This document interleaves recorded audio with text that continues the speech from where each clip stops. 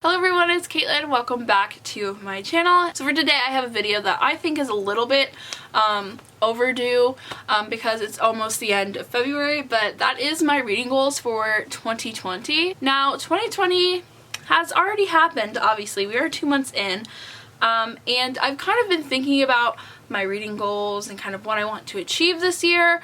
I've kind of had them in my head.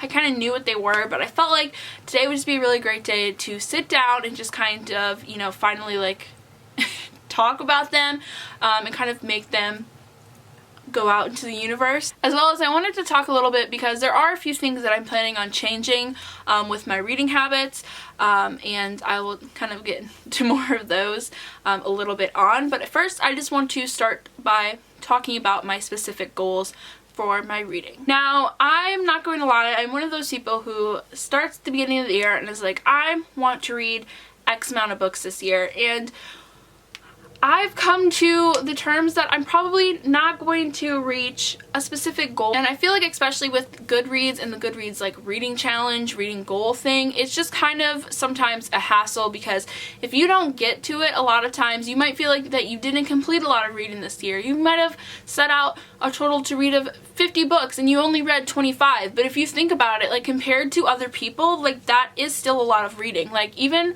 reading one book a month is like crazy to a lot of people, and I feel like the idea of this reading goal and this reading challenge is just weighs so heavy now, and I feel like a lot of times people kind of view how good of a reader they are or how avid of a reader they are on their reading goal and how many books they read during the year or even by months.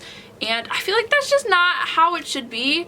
While I'm still going to be putting up a reading goal every year, if I don't complete it, I'm not going to really butcher myself about it. Every year I kind of just do like about 50 books a year, and I'm like, if I complete 50 books a year, then that's great. If I don't, oh well. If I surpass it, that's great too. But I just like to have a goal because it's something that I can work towards And this year I will say that already I am really ahead of my schedule because I said I put 50 books down and I've read like 12 books or something like that last month. So I'm already pretty much ahead of it, which is great. But I'm not really like, I need to read this many books this week. And it's just, it turns it to making it more of a chore than it is fun, which is something that I never want books to be. I never want them to be something that I have to do. I want them to be something that I want to do and that I love to do. So that's kind of my whole spiel on reading challenges or reading goals. For specific kind of goals that I have when it comes to specific readings, the biggest that I have is I want to expand what I'm reading. I pretty much play it safe most of the time and just stick to YA because that's just what I'm comfortable with, and I have wanted to kind of branch out a little bit, and I kind of have a little bit, like I said, but nothing too crazy. I don't really want to be like, I have to read one book every month that's like out of my comfort zone. That's why I created my TBR game, my TBR Pursuit. If you do not know what that is, it's a game that I created to kind of formulate my monthly TBRs, as well as not only make a TBR, but make a TBR that's a little bit out of my comfort zone with little challenges or prompts. If you haven't seen that, I will put it up here for you guys to click it. I have 2 so far, January and February, and they're a lot of fun. I don't think that my game is perfect by any means, but it's just how I like to do it, and I've been having fun with it. So that's why a lot of my prompts on there are a little bit different. So I've been trying to read more classics, and I have done that a little bit. I think I've read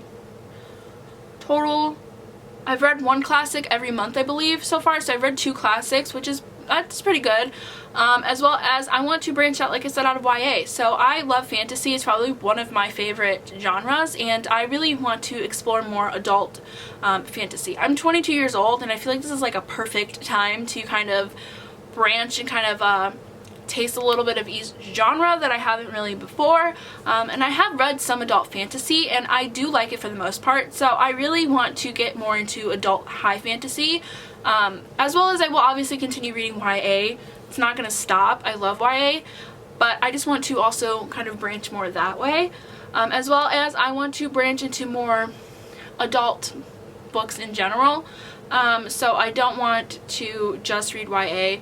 I want to, like I said, I'm going to branch out into adult fantasy. I want to also branch out into adult romance or adult contemporary books, as well as I want to branch out into the realm of graphic novels and comic books, and possibly even manga. That one I'm not 200% sure on, but I have read a few graphic novels in the past year, and I've really enjoyed them. They're fun, lighthearted, really easy reads for me, and they're just almost kind of like a refresher, and they're just so much fun to read.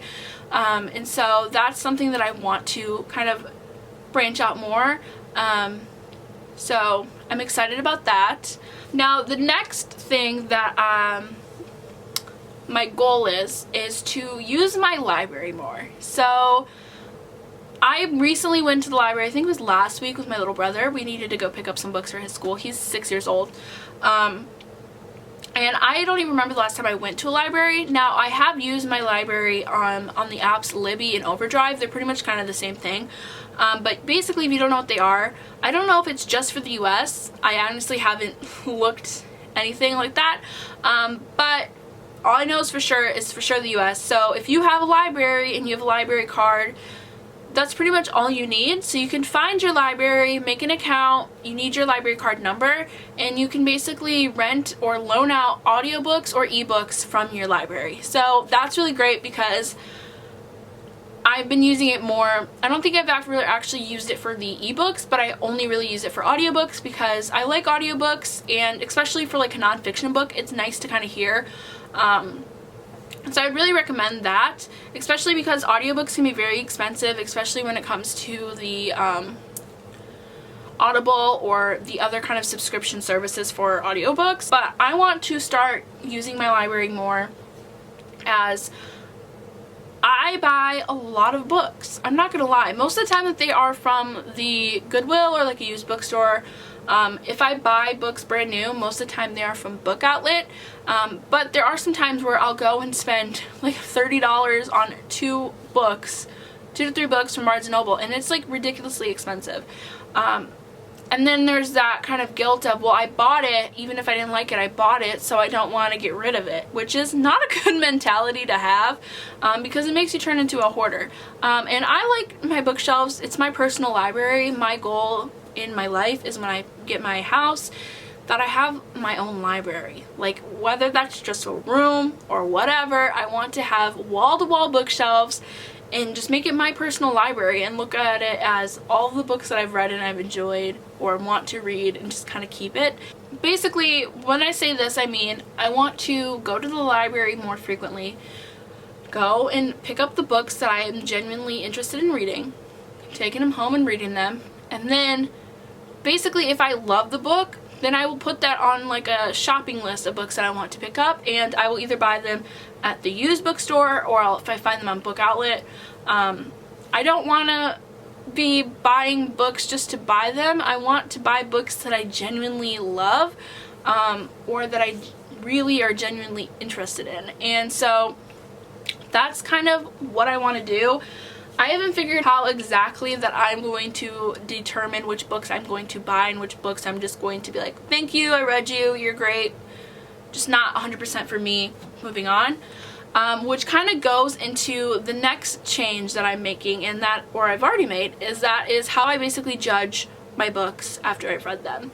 Now, the 5-star system has been a thing for like ever, and I've used it, I still use it or have used it, but I don't think that 5 stars is enough to rank a book. There are so many aspects that go into reading a book and your enjoyment of it, other than just ranking it from 1 to 5 stars. Like, I feel like that is ridiculous, and I just don't think that that's a good fit.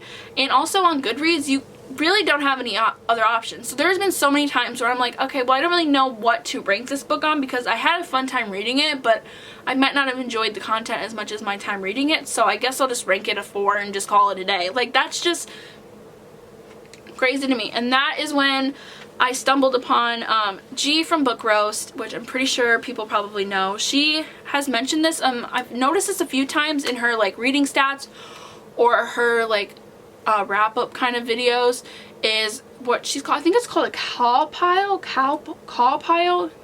Cawpile. I'll put the link to her video down below because she explains it way more. But there are so many aspects that she has into ranking these. So it's an Excel sheet that you basically, in the video, she puts a link down below and you just have to make a copy of it. And there are so many different kind of categories into it. So not only is it a ranking system, it's like your stats. There are 7 different categories that go into ranking these books. And so because this Excel sheet is already like everything is good, it generates based on what you put in each of those columns and those categories into your system for your stars. And it's still a 5-star system, but it's way more complex than just your general 5-star system. So it goes into a lot of things, not only your enjoyment while reading it, but your characters.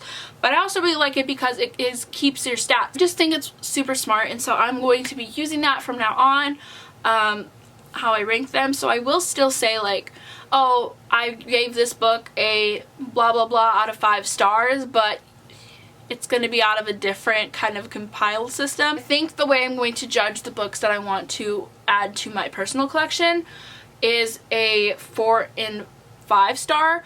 The only thing that I'm going to say that would possibly a reason to keep a book that was not a 4 or 5 star read is if it's like the 2nd or a 3rd book in a series that I know people have said it gets better, or if I just want to keep it because it's in a series. So there are going to be like a few kind of reasons why I might not go against that rule.